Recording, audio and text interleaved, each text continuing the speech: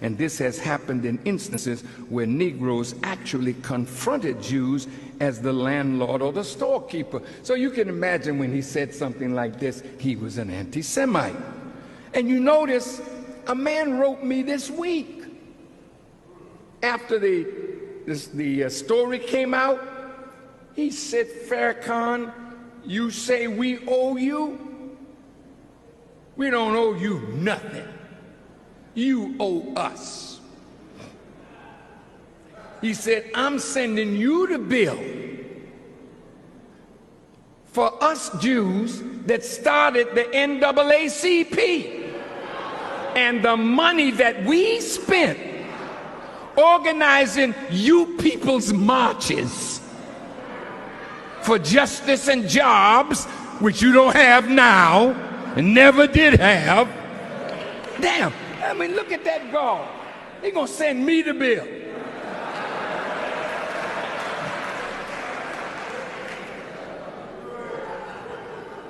Y'all all right? This is serious. They started the NAACP. Oh, let me see what Brother Malcolm said about them. I know, I saw it in here. Oh, yeah, where's Malcolm? Oh, Brother Malcolm, come to the front. Talk to us. Yeah, here's brother. Did you know that the Jews that set up the NAACP, Julius Rosenthal, Lillian Wald, Rabbi Emil G. Hirsch, Rabbi Stephen Wise, and the chairman was Joel Spingarn. And Spingarn was the author of an anti-economic philanthropy specifically designed for black causes. Spingarn said that the policy of the NAACP would be non-economic liberalism. So that's why the NAACP has never started a big business, because the Jews finance it. And you can fight, you know, but here's the way you Negroes gotta fight. You fight for the right to vote. You fight to desegregate the lunch counters, the hotels, so we can have access to money that we didn't have access to under segregation. So break down the bars. Come on, Negroes. Come on and march. Sit in, kneel in, wade in. Come on, Negroes. So now you can go to the Marriott, but who owns it? You can go to the Hilton. You can go to the fine restaurants, but who owns it? You can go to the supper clubs, but who owns it?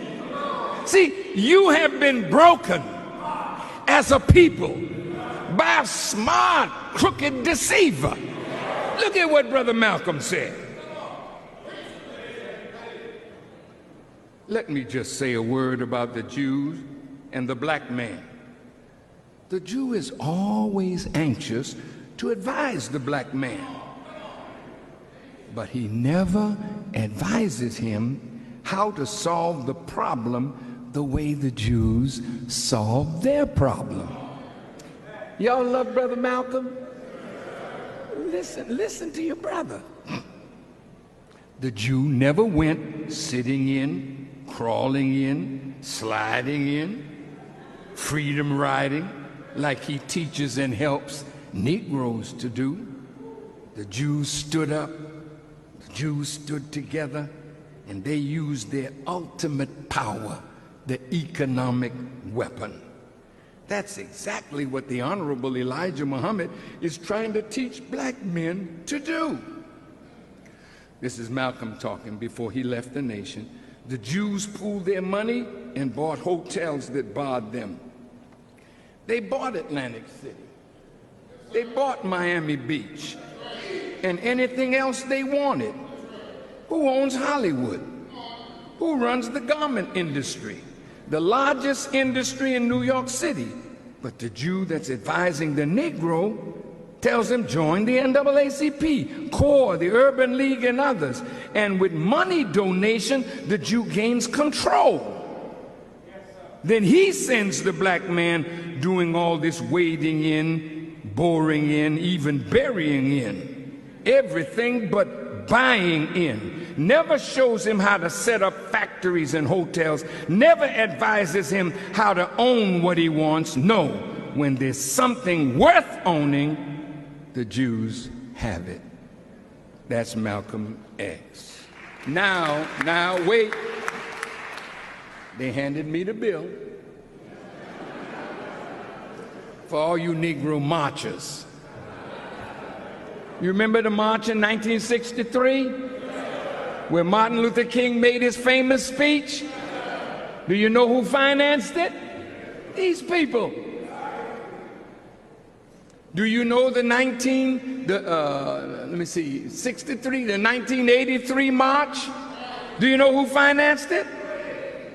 Jews. So when we were there, they didn't want me to speak. But Brother Leonard met a Jewish rabbi. Told him, look, you better let my people go. Farrakhan gonna speak tonight. And they were trying to pull my coat to get me down because they only gave me 1 minute. I don't even know what 1 minute looked like. But guess what? I spoke for 6 minutes. The shortest speech I ever made. And the next day in the Washington Post, they compared that speech with the speech that Martin Luther King made 20 years earlier. And then they said, well, you got to pay for Andrew Goodman and Schwerner, these two Jews that died for you people. You ever notice how when they want to tell you how they suffered, they will always bring up Andrew Goodman and Schwerner? Well, let me tell you what Goodman said. Listen to Goodman.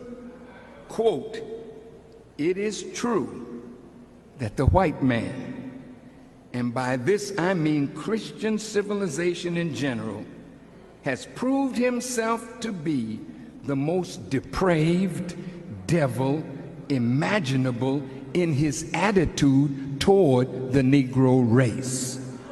This is what Andrew Goodman said.